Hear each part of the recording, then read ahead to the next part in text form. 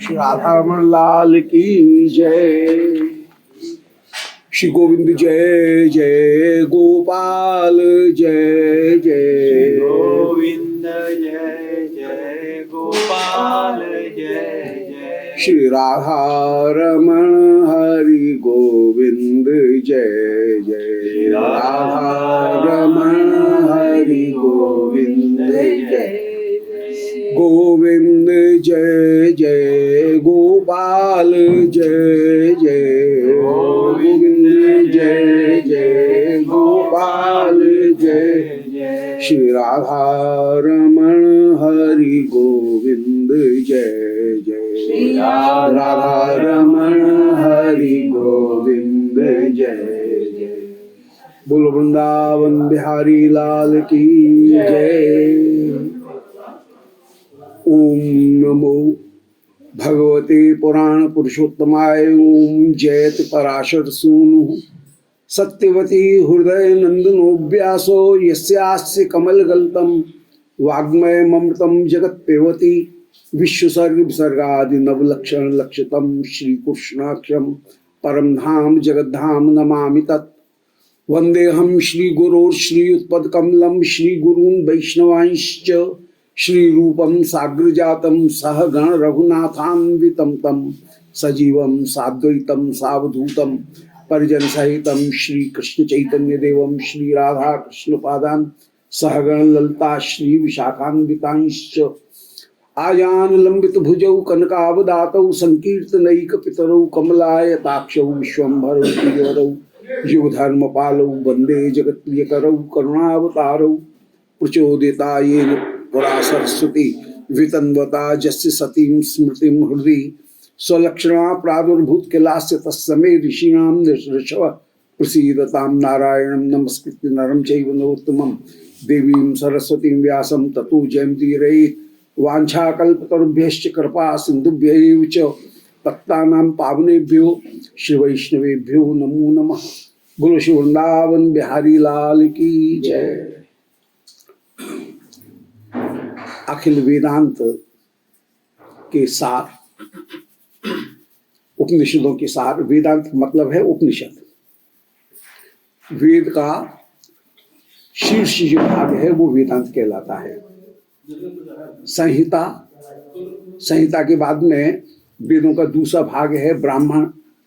ब्राह्मणों के बाद में तीसरा भाग है आरण्यक और चौथा भाग जो है वो है उपनिषद। उपनिषदों को वेदांत कहा जाता है। संपूर्ण उपनिषदों का जो परम सार वो श्रीमद् भगवद गीता है। उप माने ब्रह्म से अत्यंत निकटता प्राप्त करते हुए, मी माने अत्यंत अभेद को प्राप्त करते हुए।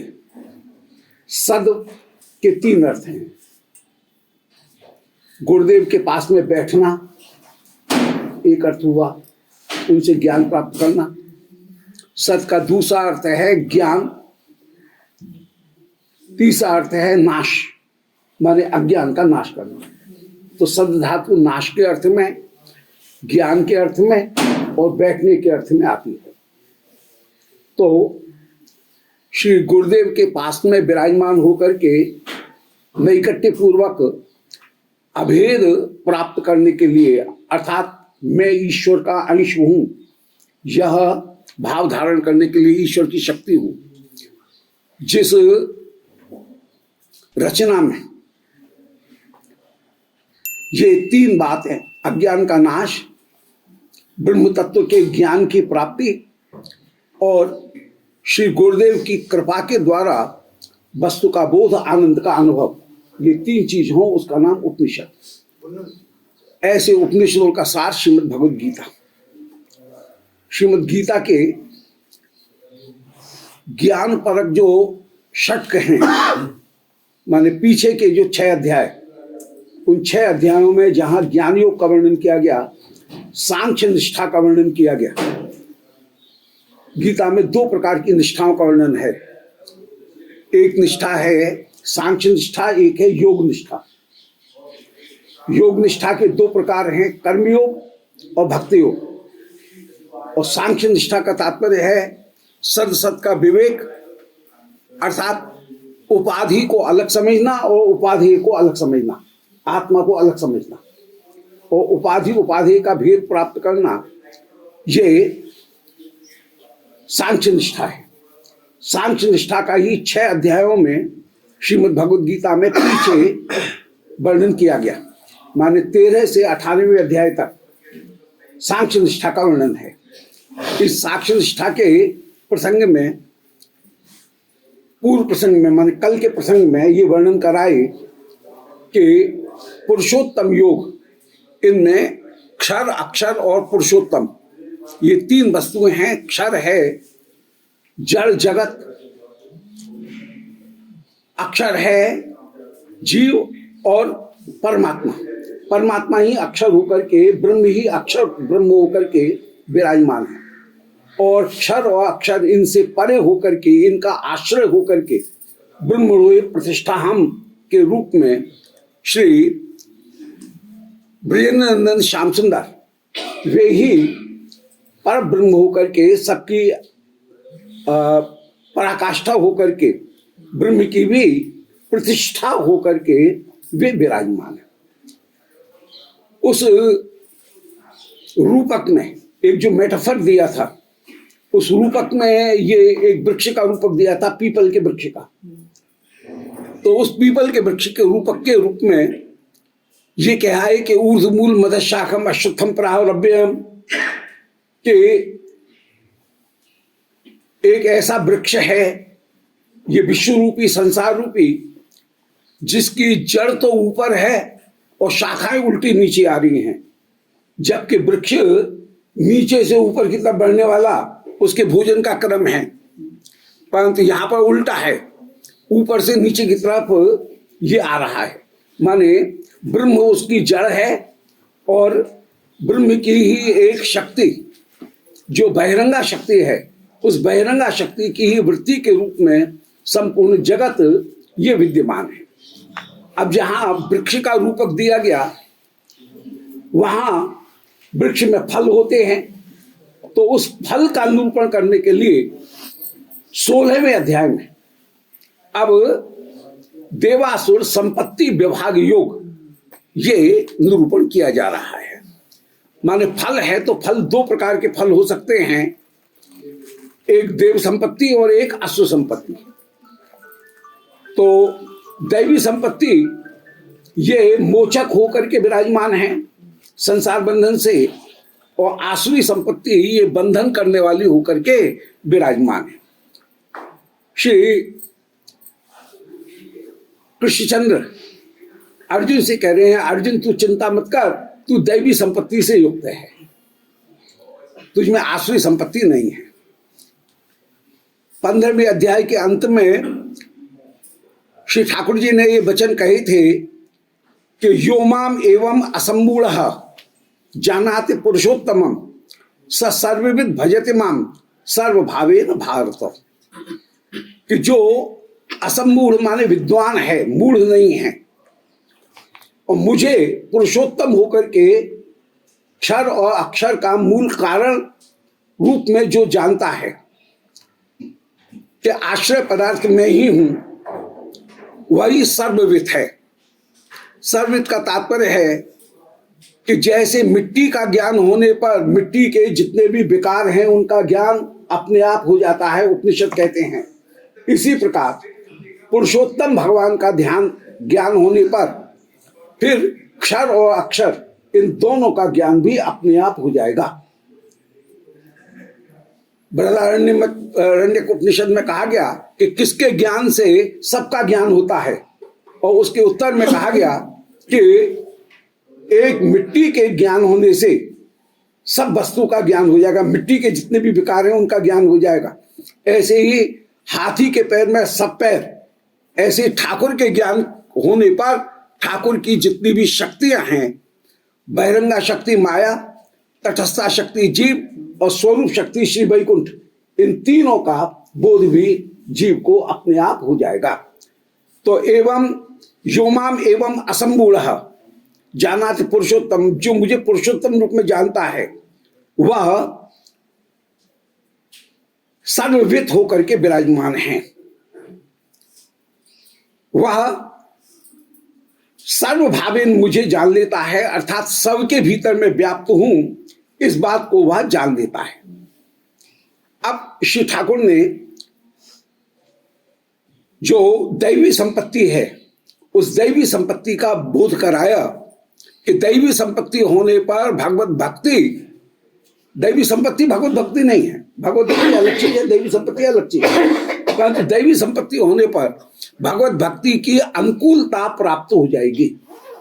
जैसे कोई दीपक को जलाए तो दीपक के जलने से सूर्य का प्रकाश अवरुद्ध नहीं होगा, भले सूर्य प्रकाश में है फिर भी दीपक दिया जाएगा, दीपक जलाया जाएगा। ऐसे भगवान स्वयं आनंद में हैं, फिर भी दैवी संपत्ति को साधक को धारण करना चाहिए और उसके लिए प्रयासशील होना चाहिए। सूर्य के आगे ये छत्ता लगाएंगे तो सूर्य का प्रकाश रुकेगा। ऐसे आसुरी संपत्ति, रजोगुण तमोगुण की संपत्ति अपनाने पर भगवत कृपा अवरुद्ध होगी, जबकि सात्विक जीवन शैली को अपनाने पर भगवत कृपा परिपूर्ण रूप से हमारे सामने उपस्थित होगी और भगवत कृपा में अनुकूलता की प्राप्ति होगी। सूर्य को दीपक दान करने पर, दीपक दिखाने पर सूर्य का प्रकाश रुकता नहीं है, वह बढ़ता है। ऐसे ही दैवी संपत्ति से बढ़ता है। अब दैवी संपत्ति के लिए भगवान ने 3 श्लोकों में पहले दैवी संपत्ति वाले पुरुषों के लक्षण निरूपण किए कि दैवी संपत्ति वालों में अभय, सत्व संशुद्धि माने चित्त की शुद्धि, ज्ञान और योग, ज्ञान योग में उनकी स्थिति, दान दम यज्ञ स्वाध्याय तप सरलता अहिंसा सत्य अक्रोध त्याग शांति, किसी से ईर्ष्या न करना, जलन न रखना, अपैशुन, दया, भूतों के प्रति लोभ न करना, अलोलुप्त, ऋजुता, लज्जा, ये सब, चंचलता न होना, तेज, क्षमा, धृति, शौच, द्रोह न करना, किसी से अभिमान न करना, ये सब दैवी संपत्ति वहां पर विराजमान है। इन दैवी संपत्तियों का श्री ये 3 श्लोकों में जो दैवी संपत्ति प्राप्त पुरुष हैं उनके ये सारे लक्षण बताए, और ये सारे लक्षण ये ऐसे हैं जो भगवत भक्ति में अनुकूल होकर के विराजमान है। रिश्ते वाली सरलता माने ज्यादा ऐंठ नहीं उठना, अपने पद की अपने अभिमान की ऐंठ न रखना, तो ये ऋजुता।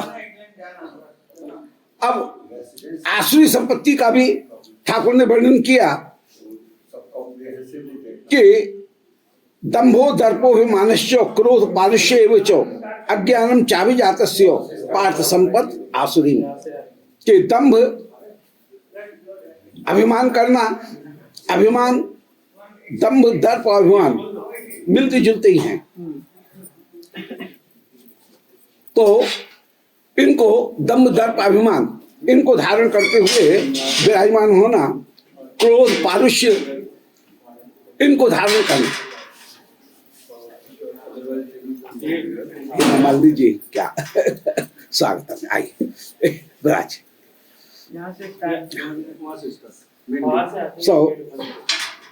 दंभ दर्प अभिमान क्रोध पारुष्य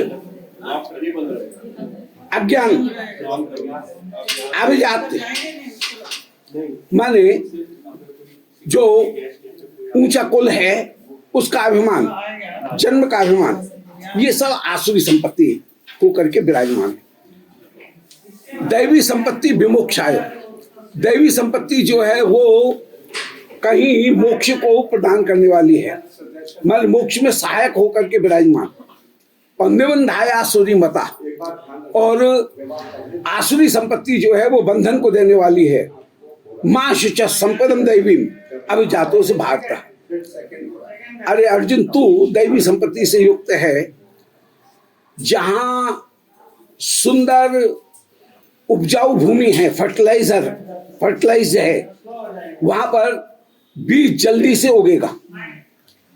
इसलिए दैवी संपत्ति से युक्त होकर तो भगवत भक्ति की अनुकूलता प्राप्त होगी। यद्यप भक्ति के लिए चित्त की शुद्धि अनिवार्य नहीं है, मलिन चित्त में भी भक्ति की जा सकती है, क्योंकि भक्ति इतनी प्रभावशाली है कि वह दुर्गुणों को दूर करके सद्गुणों को उत्पन्न अपने आप कर देगी, अपने प्रभाव से कर देगी। परंतु फिर भी यदि कोई दैवी संपत्ति से युक्त है तो उसको भगवत कृपा की प्राप्ति जल्दी हो जाएगी। ठाकुर कह रहे हैं कि द्वौ भूत सर्वो लोकेस्मिन् दैव आसुर एव च। इस संसार में दो प्रकार के जीव हैं, दैवी और आसुरी। हमने दैवी का विस्तार पूर्वक वर्णन कर दिया, आसुरी का वर्णन कर रहे हैं। प्रवृत्ति और निवृत्ति दो प्रकार के लोग को ये आसुरी संपत्ति वाले नहीं जानते हैं। शौच, आचार, दया ये नहीं है। बाहरी शुद्धि होने पर भीतर की भी शुद्धि होती है। योग शास्त्र में निरूपण किया गया, शौचात स्वांग जोक्सा। शौच की भी अपनी योग में उपयोगिता है। शौच के द्वारा अपने अंग से ही घृणा की भावना होती है, माने अपने शरीर का जो भाग है उसकी ओर भी कोई देखना नहीं चाहता है। सत्व शुद्धि, उसके द्वारा मन की शुद्धि होती है, निर्मलता की प्राप्ति होती है, मन का सौक्ष सुख उसकी प्राप्ति होती है। इसलिए शरीर के मल का अपनयन करना, दूर करना, यह भी कहीं भजन में उपयोगी होकर के विराजमान है। पवित्र होकर के ही भगवत सेवा में हम कहीं प्रवृत्त हो सकते हैं। तो असत्यम अप्रतिष्ठम ते जग आहु अनीश्वरम अपस्प संभूतम के मन्नत काम हितुकम। जो नास्तिक लोग हैं वे जगत को असत्य कहते हैं। असत्यम ये शून्य में विराजमान है और शून्य रूप होकर के ही विराजमान है। कुछ क्षण के लिए, एक क्षण के लिए यह शून्य से प्रकट हुआ और प्रकट होकर के अंत में पुनः शून्य में ही समाहित हो गया। जैसे कोई व्यक्ति कहता है कि मैं उसी नदी में स्नान कर रहा हूं, ऐसा कभी हो नहीं सकता है। तत्वतः न जाने कितने क्यूसेक पानी बह गया। कल हमने जिस नदी में पानी स्नान किया था, प्रत्येक क्षण नया पानी आ रहा है और उसमें स्नान कर रहे हैं। तो बौद्ध मत विशेष रूप से ये कहता है कि मध्यम प्रतिपदा, एक क्षण के लिए, मध्यमा प्रतिपदा, एक क्षण के लिए कोई वस्तु उत्पन्न हुई और दूसरे ही क्षण वह कहीं शून्य से उत्पन्न होकर के शून्य में ही कहीं समाहित हो जाती है। वह कहीं शून्य के रूप में ही कहीं विराजमान हो जाती है। तो क्षणिक प्रतिपत्ति, शून्य से उत्पन्न हुई, एक क्षण के लिए दिखी, एक क्षण के बाद में पुनः वह समाप्त हो गई, शून्य में मिल हो गई। तो असत्यम नास्तिकों के जो मत है उसका यहाँ पर प्रस्तुत कर रहे हैं कि जगत को वे असत्य माने। जगत पहले नहीं था, एक क्षण के लिए केवल स्फूर्ति में आया, दूसरे क्षण पुनः वह शून्य में ही विलीन हो गया। अप्रतिष्ठम, यह जगत स्थिर नहीं है।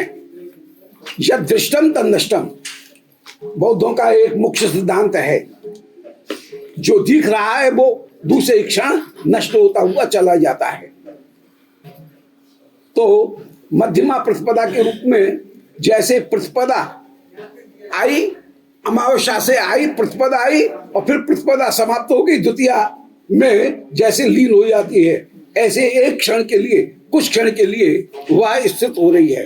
तो असत्यम अप्रतिष्ठम से जगदाहु अनीश्वरम, जगत जो है वह अनीश्वर होकर के विराजमान है, उसमें ईश्वरता वह शासक नहीं है, क्योंकि जड़ वस्तु शासक नहीं हो सकती, चेतन वस्तु ही शासक होती है। अपरस्पर संभूतम, दो वस्तुओं के मिलने से तीसरी वस्तु उत्पन्न हो जाती है, इसमें ईश्वर को क्यों ला रहे हो? जो नास्तिक लोग हैं वे कहेंगे कि अब ये दो वस्तुएं मिलकर के ये कहीं उत्पन्न हो रही हैं।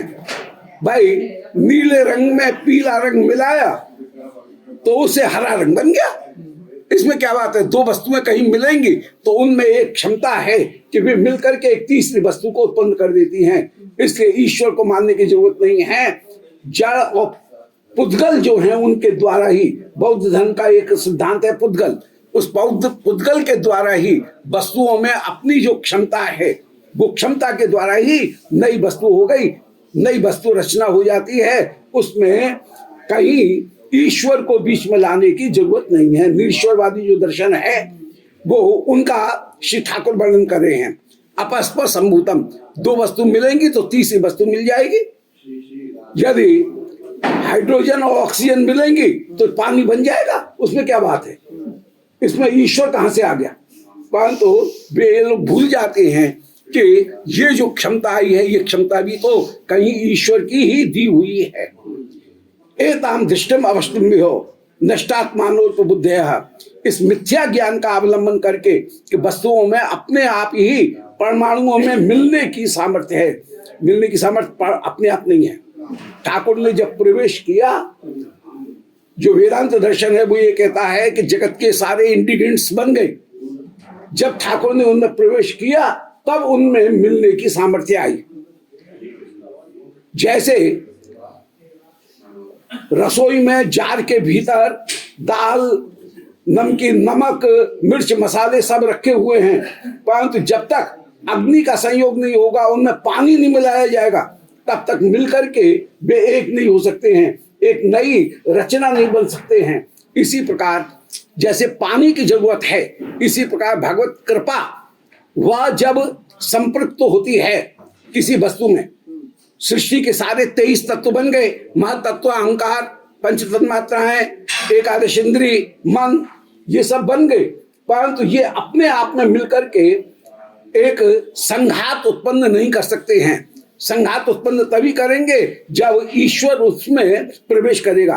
तो तत्सृष्ट्वा तदनुप्रविश्य, ये जो ब्रह्मसूत्र में कहा गया, वेदांत में कहा गया, वो वेदांत यही कह रहा है कि जगत की श्री प्रभु ने रचना की, संकर्षण भगवान ने, प्रथम पुरुष ने, कारणार्णवशाही ने, और फिर उसमें उन्होंने स्वयं ने प्रवेश किया।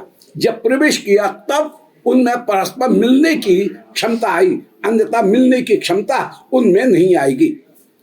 तो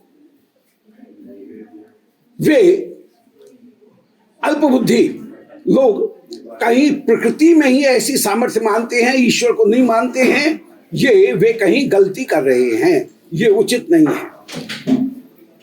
श्री ठाकुर जी कह रहे हैं कि कामम आश्रित दुष्पूरम दम्भमान मदान्विता मोहाद गृहीत्वा असद्ग्रहान प्रवर्तन्ते अशुचि व्रता, के दम्भ मान मद से युक्त होकर के वे विराजमान हैं। दम्भ माने जो गुण नहीं है उनका अपने भीतर अभिमान करना, ये दम्भ है। मान का मतलब है जो गुण हैं उनके ऊपर अभिमान करना, कि मुझ में एक क्षमता विद्यमान है, इसका अभिमान दिखाना। और मद का मतलब है किसी दूसरे को न देखना। तो ये दम्भ, मान और मद, तीनों में कहीं सेटलिटी है, थोड़ा सा इनमें जो सूक्ष्मता है वो सूक्ष्मता कहीं प्राप्त हो रही है। दम्भ का मतलब है जो गुण नहीं है उनको अपने भीतर आरोपित करना, ये दम्भ है। मान का मतलब है जो गुण हैं उनको लेकर के अपने आप को बड़ा समझना, और मद का तात्पर्य है कि दूसरों की परवाह न करना। ये दम्भ मान मद से युक्त होकर के जो मनुष्य हैं वे विभिन्न कामनाओं का आश्रय लेकर के विराजमान हैं। अज्ञान से युक्त होकर के वे भ्रष्ट आचरण होकर के संसार में विचरण करते हैं। श्री वल्लभाचार्य जी जगत और संसार इनमें अंतर करते हैं। जगत है त्रिगुणात्मक, जो प्रधान की रचना होकर के विराजमान है। सारी वस्तुएं सत्व और स्तंभ इन तीन गुणों से मिलकर के बनी हैं। तो जो दृश्यमान जगत है भोग्य पदार्थ होकर के विराजमान है, भोग्य पदार्थ, उसका नाम है जगत। जबकि संसार वह कहीं सूक्ष्म है, वह विचारात्मक होकर के विराजमान है। संसार का तात्पर्य है जन्म मृत्यु, जगत का तात्पर्य है भोग्य पदार्थ। दोनों में अंतर है। तो जन्म मृत्यु होने एक अलग बात है। तो जगत तो नित्य है परंतु संसार अनित्य है। वे कहते हैं जगत का आविर्भाव तिरोभाव है, वो कभी मैनिफेस्ट होगा, कभी वो नहीं दिखेगा। तो जगत में आविर्भाव तिरोभाव की विद्यमान का गुण विद्यमान है, परंतु जगत नित्य है। वह कार्य अपने कारणों में जाकर के लीन हो जाएंगे और फिर कारण से कार्य उत्पन्न होंगे। इसका नाम है जगत, सृष्टि और संहार। परंतु जगत कहीं ना कहीं मूल रूप में विराजमान रहेगा। परंतु जो संसार है वह संसार व्यक्ति के अज्ञान के कारण उत्पन्न हुआ है। जब तक यह भाव रहेगा कि मैं देह हूं, ये देहात्म बुद्धि रहेगी, देहाध्यास रहेगा, तो फिर जन्म मृत्यु इनकी प्राप्ति होती रहेगी। इसलिए श्री वल्लभाचार्य जगत और संसार इन दोनों में भेद करते हैं। अन्य वैष्णवगण इनमें भेद नहीं करते हैं। वे कहते हैं कि अध्यास के रूप में, शंकराचार्य भगवत्पाद कहते हैं अध्यास के रूप में जगत सामने प्रकट हुआ और अध्यास के रूप में ही जीव को यह भ्रम भी हो गया कि मैं देह हूं, जबकि वह शुद्ध सच्चित आनंद होकर के, अनुसच्चित होकर के वह विराजमान है। परंतु वह अपने आप को देह मान लेता है। पंच महाभूतात्मक जो देह है उस देह का स्वरूप वह अपने आप को मान लेता है। इसलिए चिंताम अपरमेयाम च प्रलयांताम उपाश्रिता काम उपभोग परमा एतौ अदिति निश्चिता। ये जो अज्ञानी जन हैं, दैवी संपत्ति से युक्त नहीं है, जो आसुरी संपत्ति अविद्या, जो आसुरी संपत्ति से युक्त होकर के विराजमान है, ऐसे चिंताम अपरमेयम, ऐसी आसुरी संपत्ति से युक्त ये मन में विचार करते हैं कि अरे मैं तो अनंत काल तक जीऊंगा। उन्हें अपनी मृत्यु की कहीं भी परवाह नहीं है। परंतु अनेक अनेक चिंताओं उनसे युक्त होकर के वे आसुरी संपत्ति वाले सदा बधे रहते हैं। आशा पाश शतई बद्धा, इतना मैंने प्राप्त कर लिया, इतना मैं और प्राप्त करूंगा, इस तरह से भोगूंगा। इस प्रकार वे अज्ञान से विमोहित होकर के विराजमान हैं। तो ठाकुर जी ने कहा कि दैवी संपत्ति विमोक्षाय, दैवी संपत्ति जो है वो मोक्ष में सहायक होकर के विराजमान, और आसुरी संपत्ति वह बंधन को देने वाली होकर के विराजमान है। इनमें शास्त्र विधि का त्याग करने वाले उनकी विशेष रूप से श्री ठाकुर निंदा करते हैं कि जो शास्त्र विधि का त्याग करके विराजमान हैं उनको कहीं बंधन की प्राप्ति हो जाएगी।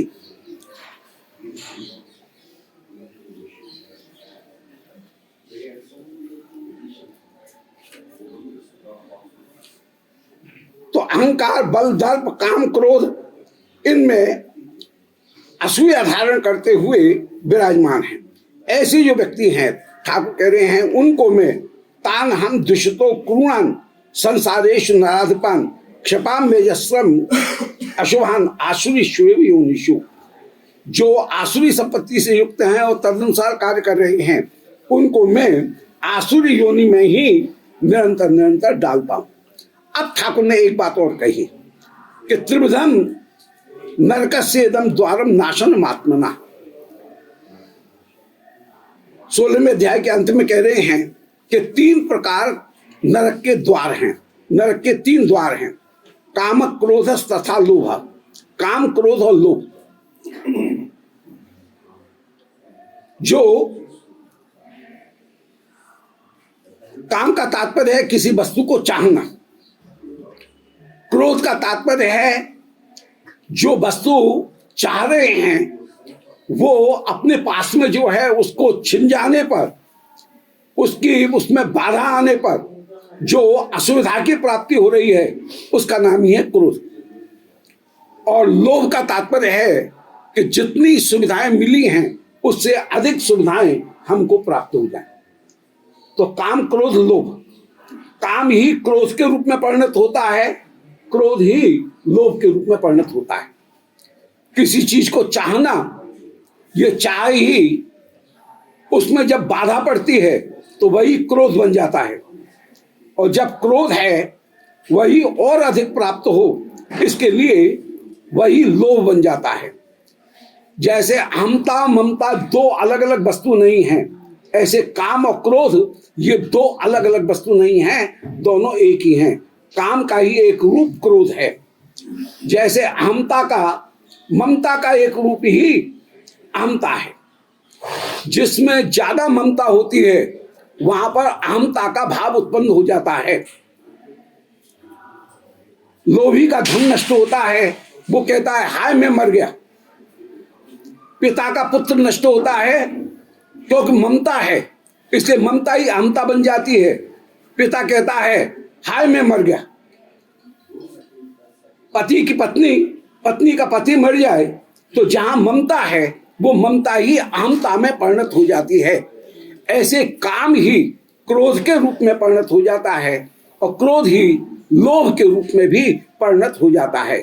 तो ये 3 नरक के द्वार हैं, काम, क्रोध, लोभ। इसलिए तस्मात् एतम त्रयम त्रयी। शास्त्र विधि का त्याग करके व्यक्ति को विराजमान नहीं होना चाहिए। अब आगामी ये 16वां जो अध्याय था इसमें जैसे दैवी और आश्री संपत्ति का निरूपण किया गया। अब 17वें अध्याय में इसी का ये जो उपरूहण है वह 17वें अध्याय में कहीं विशेष रूप से निरूपण किया गया, और उसमें ये कह रहे हैं ये शास्त्र विधि मुत्सृज्यो ये अंते श्रद्धान्विता। यहां पर यह बात विशेष रूप से कही गई कि यदि ही श्रद्धा भी है और शास्त्र विधि भी है, दोनों वस्तुएं साथ साथ हैं, तब तो फल की प्राप्ति होगी। यदि शास्त्र विधि का पालन किया गया है, रिचुअल्स का पालन किया गया है, परंतु श्रद्धा नहीं है, तो ऐसी स्थिति में फल की प्राप्ति नहीं होगी। श्रद्धा के बिना किया गया जो कार्य है वो जैसे बिना किया हुआ कार्य जैसा ही हो जाएगा, परंतु श्रद्धा सहित यदि किया गया तो वह कहीं फल प्राप्त करने वाला होगा। तो श्रद्धा भी है और विधि का पालन भी है, उसमें निष्कामता भी है, तो निष्काम होने पर ज्ञान को उत्पन्न कर देगा। यदि श्रद्धा भी है, शास्त्र विधि का पालन भी है और सकामता है तो स्वर्ग की प्राप्ति हो जाएगी।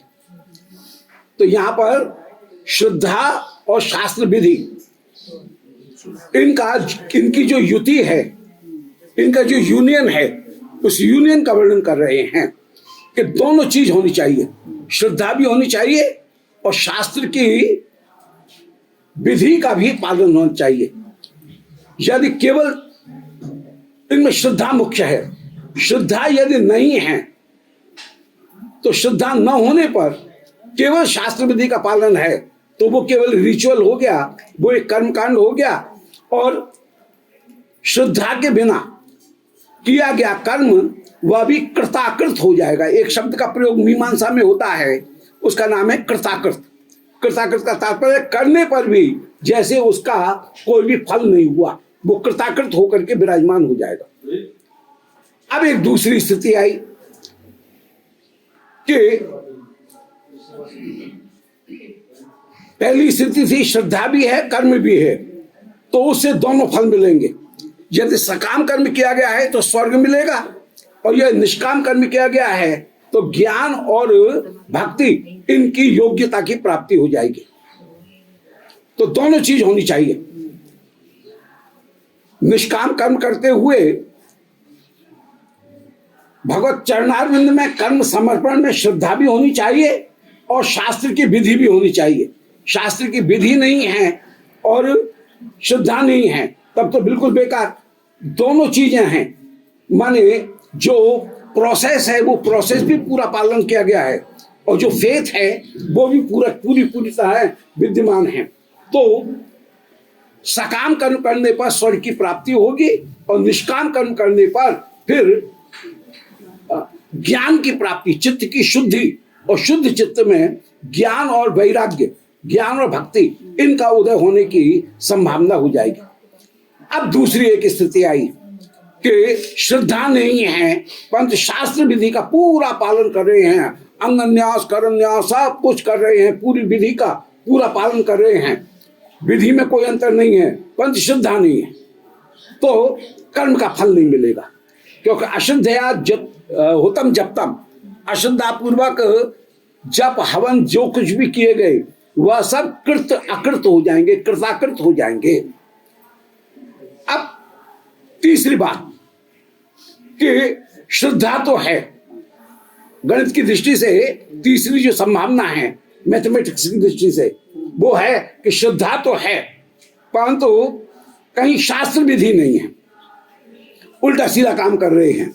जैसे भी बंदा है मान लेना रोड़ी अक्षर चढ़ा दिए, तो शास्त्र विधि नहीं है।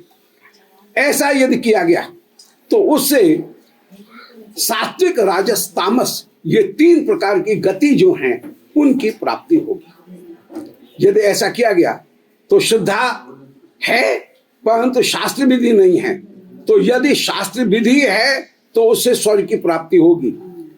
आधी पर्दी शास्त्र विधि है, कुछ किया कुछ नहीं किया, तो उससे भूलोक की प्राप्ति होगी। और यदि शास्त्र विधि नहीं है तो उससे कहीं नरक की प्राप्ति भी, कहीं अपराध होगा और अपराध होने पर नरक की प्राप्ति भी हो जाएगी। इसलिए न शास्त्र है न विधि है, वहां पर तो नरक सुनिश्चित है, परंतु स्वर्ग और भूलोक और भूलोक इन तीन लोकों की प्राप्ति हो जाएगी यदि पूरी विधि की प्राप्ति नहीं है। विधि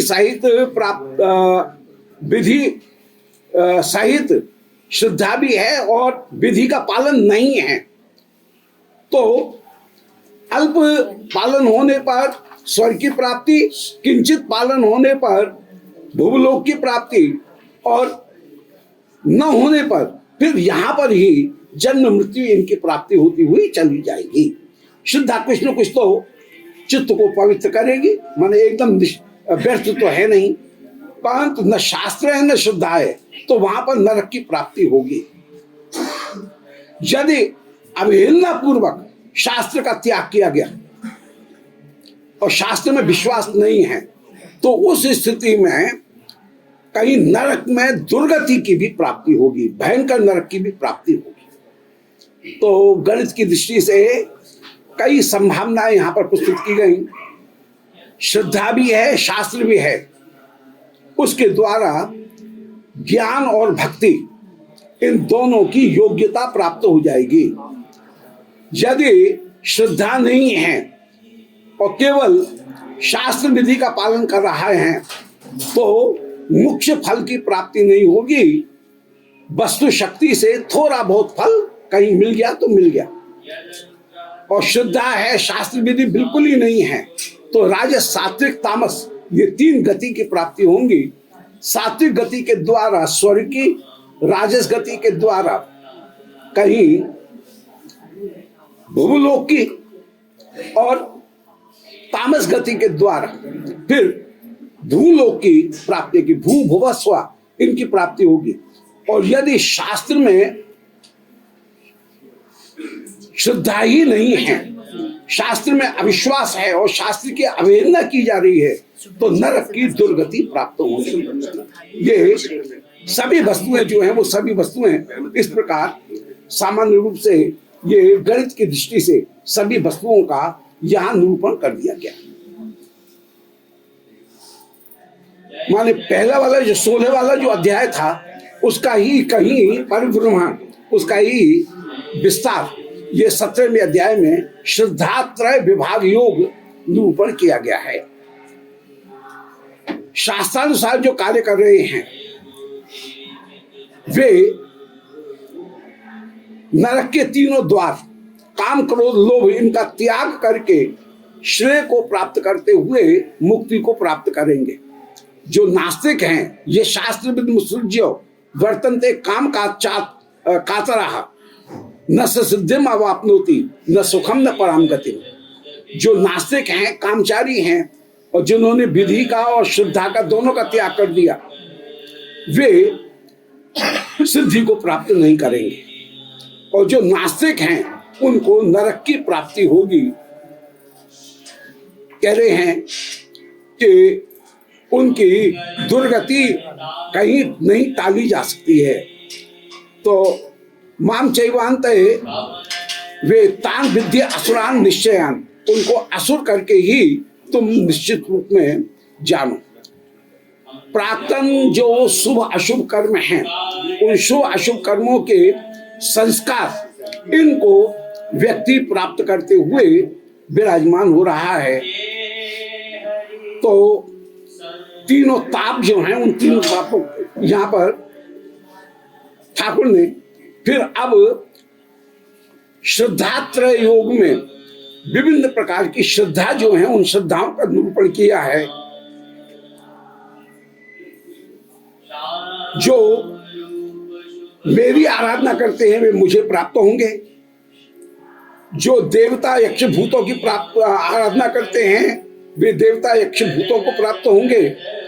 जो राजस देवताओं की आराधना करेंगे उनको स्वर्ग की प्राप्ति हो जाएगी। तो ये तीन प्रकार की श्रद्धा, एक सात्विक की श्रद्धा, एक राजसी, एक तामसी। तो पहले देवताओं का वर्णन किया। देवता तीन, गुणातीत की आराधना करने पर मेरी प्राप्ति माने श्री कृष्ण की प्राप्ति, सगुण देवता की आराधना करने पर स्वर्ग की प्राप्ति, रजोगुण की आराधना करने पर जगत में सुख की प्राप्ति, तमोगुण की आराधना करने पर नरक की प्राप्ति या भूत प्रेतों की प्राप्ति होगी। इसी तरह से तप, इसकी भी तीन श्रद्धाएं हैं, सात्विक, राजस, तामस। इनमें जो सात्विक तप है वह भजन में, ज्ञान में अनुकूल होकर के विराजमान होगा। जो राजस तप है वह कहीं बंधन को देने वाला, तामस तप नीचे अधपतन को देने वाला। माने कर्म करूंगा तो कर्म का पूरा फल लूंगा, कुछ ज्यादा ही लूंगा, ये हो गया राजस। यदि कर्म का फल नहीं लोगे तो कर्म भी नहीं करूंगा, ये हो गया तामस। परंतु मुझे कर्म का फल नहीं चाहिए, मैं तो आपकी आज्ञा के अनुसार कार्य कर रहा हूं, ये विचार किया गया तो ये हो गया सात्विक। तो सात्विक, राजस, तामस, इनको ये जो श्रद्धाएं हैं, तो तप में भी ये तीन प्रकार की श्रद्धा हुई। सात्विक श्रद्धा के द्वारा चित्त की शुद्धि और फल की प्राप्ति, राजस श्रद्धा के द्वारा जो स्वर्गाधिक फल है उनकी प्राप्ति, और तामस श्रद्धा के द्वारा तमोगुण में ही प्रवृत्ति रखने पर नरक की प्राप्ति होगी। इसी प्रकार आहार, इसी प्रकार यज्ञ, इसी प्रकार तप, दान, इनके 17वें अध्याय में ठाकुर ने विभाग वर्णन किए। सात्विक आहार जो सुपाच्य होकर के विराजमान मन को प्रसन्न करे, राजस जो कहीं कुपाच्य होकर के विराजमान, तामस जो है वह मिर्च मसाले इनसे ज्यादा युक्त होकर के जो त्याज्य हैं उनका भोजन करना, वह तामस होकर के विराजमान। जैसा आहार होगा वैसा मन, जैसा अन्न वैसा मन, जैसा मन वैसे साधन करने की प्रवृत्तियां धीरे धीरे प्राप्त होंगी। तो यज्ञ के भी तीनों तप, तीन लक्षण, तीन श्रद्धा निरूपण की। सात्विक, राजस, तामस, जहां श्री भगवत प्रसन्नता के लिए यज्ञ किया जा रहा है वो निर्गुण है। जहां सद वस्तु को प्राप्त करने के लिए, ज्ञान को प्राप्त करने के लिए जो यज्ञ किया जा रहा है वह सात्विक है। जहां भोग को प्राप्त करने के लिए यज्ञ किया जा रहा है वह राजस है, और अंत में तामस। इसी तरह से दान, कुछ प्राप्त करने के लिए बिना किसी अभिलाषा के दान किया गया, वो सात्विक होकर के विराजमान है कि बंधन से मुझे मुक्ति हो जाए। जहां बदले में मैंने जितना दिया है उतना मैं ले लूं, ये राजस है। और जहां दे करके भी वापस छीन लिया जाए, वो तामस होकर के विराजमान है। इस प्रकार श्री ठाकुर ने 3 श्रद्धा उनका निरूपण किया, और अंत में ये निरूपण कर रहे हैं कि सत चित आनंद, ये जो ब्रह्म है, ओम तत्सत इति, ये फिर प्रणव जो है उस प्रणव की व्याख्या करते हुए विराजमान। प्रणव ही महावाक्य है।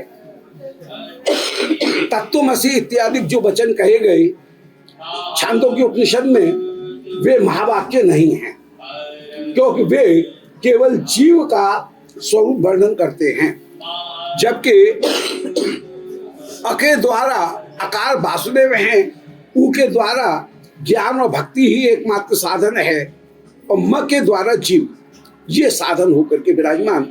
अतः श्री ईश्वर का परतत्व का जो नाम है वह प्रणव ओम, यह उसका नाम है।